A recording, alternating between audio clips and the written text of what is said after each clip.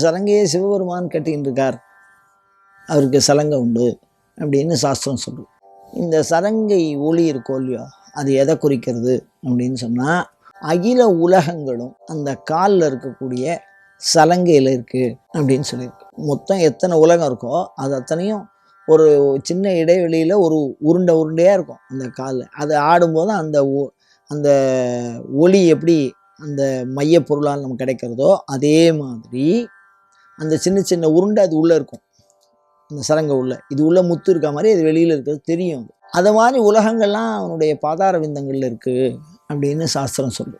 மாரியம்மனுடைய வழிபாட்டில் பார்த்தீங்கன்னா உள்ள பரல் இருக்கிற சிலம்பு அதை பயன்படுத்துவாள். கையில் வச்சுன்னு அதை உடுக்க அடித்து வரவழைப்பா, அதை சத்தம் கொடுத்துட்டே இருப்பாள். அதால் அந்த சத்தத்துக்கு தான் அம்பாள் வருவாள். அதே மாதிரி பெரிய புராணத்தில் ஒரு சேரமான் நாயனார் அப்படின்னு ஒரு நாயனார் இருந்தார். அவர் வந்து ராஜா. அவர் எப்பவுமே சிவபெருமானை வணங்கக்கூடியவர். சிதம்பரம் நடராஜ பெருமான் இருக்கார் இல்லையோ, அவர் காலில் கட்டின்னு இருக்கிற சலங்க சத்தத்தை தினப்படியே காதால் கேட்டவர். அவர் பூஜை பண்ணி முடித்தோன்னா அவர் காதுக்கு மட்டும் அந்த ஒலி கேட்குங்கிறார், இந்த சலங்கை ஒலி. அப்படி அந்த ஒலி கேட்டால் தான் அவர் பூஜையை முடித்து சாப்பிட வருவார். இது ஒரு நாளைக்கு பூஜை பண்ணிகிட்டே இருக்கார், அந்த ஒலி கேட்கவே இல்லை, அந்த சலங்கை ஒலி கேட்கவே இல்லை. ரொம்ப தடுமாறி போய் நான் ஏதோ பூஜையில் தப்பு பண்ணிட்டேன் அப்படின்னு சொல்லி தன்னுடைய கழுத்தை அறுத்து கொள்ள முற்படுகிறார். அப்படி கழுத்தில் அறுத்துக்கிற அளவுக்கு போனோன்னா சாமி சொன்னார், சற்றே தாமதித்தோம் அப்படின்னா. என்ன காரணம் அப்படின்னா, திருப்பி சலங்கொல்லி வந்தது, கொஞ்சம் கால தாமதமாக வந்தது.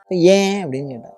கோயிலுக்கு என்னுடைய தோழன் வந்திருந்தான், அதனால அவனை பார்த்து விசாரிச்சுட்டு வரத்துக்குள்ள கொஞ்சம் நேரமாயிடுச்சு அப்படின்னு சொன்னாராம் சுவாமி. நீங்களே பார்த்து உங்களுடைய நட்புன்னு சொல்லக்கூடிய அளவுக்கு உயர்ந்தவர் யார் அப்படின்னு அவர் கேட்கும்பொழுது அப்போதான் தெரிய வருது, சிதம்பரத்தில் சுந்தரர் தரிசனத்துக்கு வந்திருக்கார் அப்படின்னு.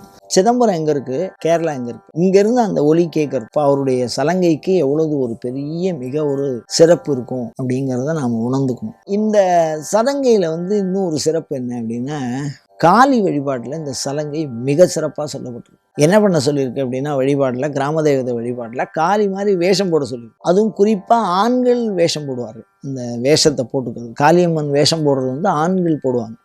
அவங்களுக்கு வந்து அந்த காலில் சலங்கை சத்தம் போட சொல்லியிருக்கு. அந்த பரல் ஒளி, அந்த ஒளி அவளுக்கு மாத்திரம் ஜதி கரெக்டாக கேட்கும். சுவாமி அனுகிரகம் பண்ணி ஆயிடுத்து அப்படின்னா அந்த வேஷம் போடுறவாளுக்கு அந்த ஒளி கேட்கும்னு சொல்கிறேன். அந்த சலங்கை சத்தம் அதுதான் உத்தரவு. அதுக்கப்புறம் தான் அவள் சலங்கையை காலில் கட்டி அதுக்கப்புறம் ஆட ஆரம்பிப்பாள். அந்த காளி வேஷம், இந்த கப்பரை எடுப்பா, இல்லைன்னா குறி சொல்லுவா, அது மாதிரிலாம் பலி கொடுக்கறது, அந்த மாதிரி சம்பிரதாயம்லாம் இருக்குது. அதில் அவா காலிலையும் இந்த சலங்கை முதன்மையாக சொல்லப்பட்டிருக்கிறது.